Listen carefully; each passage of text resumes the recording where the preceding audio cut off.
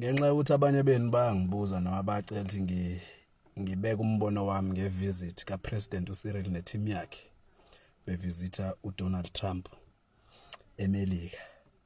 Mhlawumbe sengithi ukuthi ngikusho lokho. Nami ngizikhela phezulu nje. Kahle kahle ayikho into engikhathazana into engithusayo ngako. Washo uPastor Zondo wathi inja mayikhonkotile ayikho into ethusayo lapha kuyona into ongagijimiwe ibithi hayi manje nansi nje yakhonkotha inje yakhonkotha ubulinde elishenzeni. Umsebenzi wenja vele ukukhonkotha ngingathuka umuntu. UPresident uCyril ubeye for mhlambe 3 or 4 reasons lapha ya. Okuvelile nje mhlawumbe umuntu angakuthinta. Number 1 bekuukuchaza kabanzi ngeexpropriation bill noma ngeland expropriation le ekade nijabulela nina sanitshena sathi ayizele ukuzoxazulula inkinga yeland noma ukuzoyiaddressa ngendlela ezoba beneficial nakunina njengabantu baseSouth Africa. Izo maintain iinterest yabantu abamhlophe mase nina inenze sengazuthi iya-address into yeland kanti ayikho into enjalo. So now umifunda noma ikhulunywa ifika ngendlela ethize kobasibakhe bengimeleke ahamba ayozi explain lapha ayochaza no ayizile ukuzothreatenisha iinterest yenu as abaphathi bethu. Number 1 okunye beyoxolisa kuke bobasi ngiyaxolisa ukuthi ngiye ngathi we will not be bullied. Ngiyaxolisa kakhulu ngiyalibona iphutha lami. Siyandinga thina as ama capitalists ase South Africa silekeleleni. Siyaxolisa kakhulu kuke kwaba nenkulumana ezifuna ukuthi zithi zingehli kahle kunina bobasi. We are very sorry. President uCyril esho kuTrump. Okunye kokubalekile ukuthi ubeyo chaza futhi ukuthi iSouth Africa is still open for exploitation in terms of ama mineral resources. Ukushilo specifically wathi si economy encane into esinayo kuphela esingayeza nayo etafuleni. What are you bringing on the table? Ama mineral resources.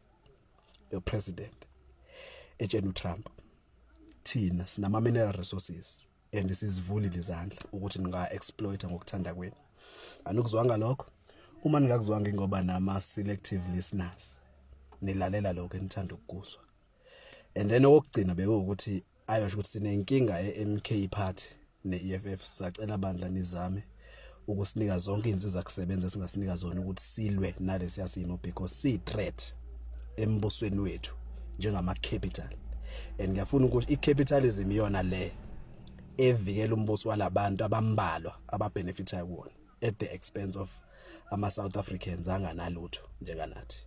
So bayidinga leyo protection from a superpower efana neAmerica. Izona inkinga esinazo ke lezi. Lokhu okugcina ikona okwenza ukuthi si cry out loud to ama members eEFF nama members omkhonto wesizwe. Uma ama leaders wenu engafuni ukusihlanganisa ngisho kanje uma ama leaders wethu engafuni ukusihlanganisa umsebenzi wethu thina as ama ground forces as MK soldiers as ama umkhonto ama ground forces omkhonto wesizwe nama fighters eEFF ukuthi sibakhombise ukuthi siyadinga ukuhlangana ngesikhathi samanje. And sidingana lesikhathi sidictate ukuthi asihlangane ngenkani ngisho kungathiwa besisondana noma besingafunani.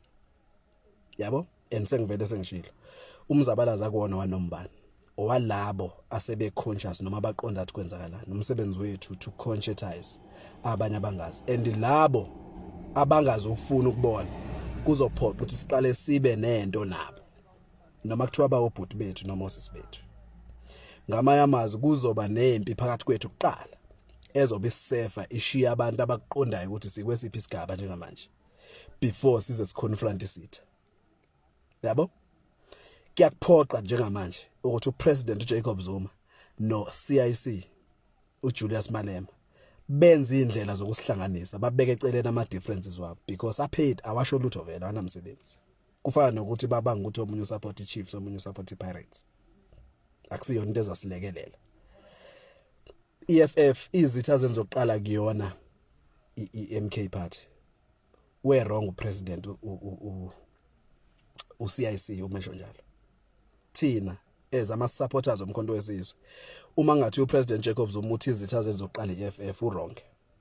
Umsebenzi wethu ukuthi sibenze babone ukuthi kumele basihlanganise as ama leaders asikuphoqa isona isikhathi esidingana ngaso ngempela lesi because uma manje sike kahle kahle we are running out of time and uma singenzi lutho njengamanje ukuzisukumela ingane zethu ziyobe zingasenalo ithuba elifana nelethu nathi late vele kwafanele kulwe omkhulu bethu no baba bayiyeka uma siyeka manje yabo lapha yabe kuyolandwa zonke izinto kusebenza ezizokwenza ukuthi sihlulwe ngisho nawo ukuprotest peacefully vele ke mina ngikholelwa kwi peaceful protest awukwazi ukuthi sithi mas protest asiveze ulaka lethu mase usitshela imithetho ukuthi asingaphathi ngishitshe lapho ngishinduku singabulali lutho akukona ukuveza ulaka lokho ngine issue vele ne diplomacy noma nendlela eniyakhe ngayo indlela zokuveza ulaka lethu and uma sibe mhlambe sinesikhathi singaphasi konyaka uma singakuboni lokho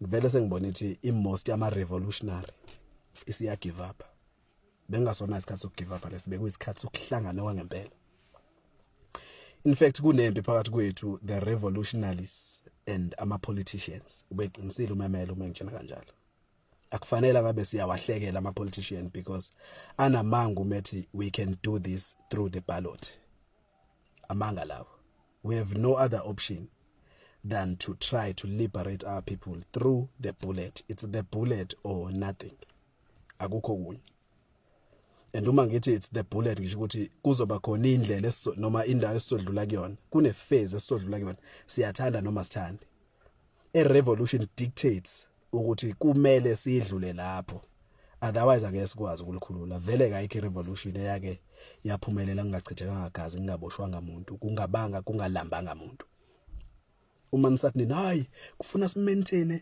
iinterest yemarket ngisanendaba nerand hayibo thina la emakhaya noma lemkhukhwini noma lemalokishini nasiyazi indaba yerand into esiyazi ukuthi njengamanje siyahlupheka sihlula uku-afford i-basic need sithenga izinto engafanele ngabe siyazithenga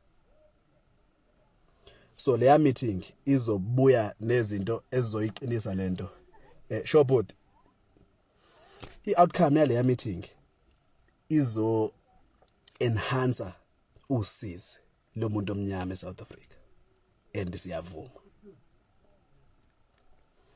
angazi ukuthi sibangane asihlangane ongafuni sihlangane naye unfortunately will have to be put to sleep mhlambe permanently ukuze sikwazi ukuhlangana nalabo abaqonda sikwesiphi isigaba bese senze noma yini ekufanele siyenze because siyadinga ukukhululeka siyadinga equality siyadinga justice and we will be unapologetic about lezo zinto ngoba akumnandi ukuhlupheka ikakhulukazi uma kungezi njengento natural kwakhiwa abantu abathize sibaziyo yabo khona abantu engeke bahlale la ngihlala khona mina ngeke ahlale ngisho usuku olulodwa uma ngathi njakayi manje ingane ka president Cyril Ramaphosa iyohlala emalokishini lesihlala khona ngeke survive ngisho isonto elilodwa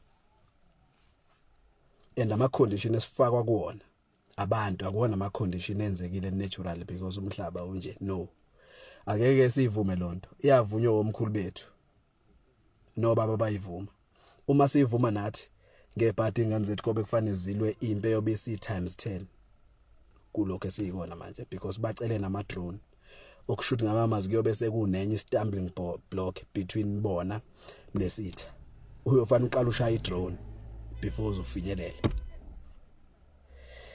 angazi ke yona take yami ke leyo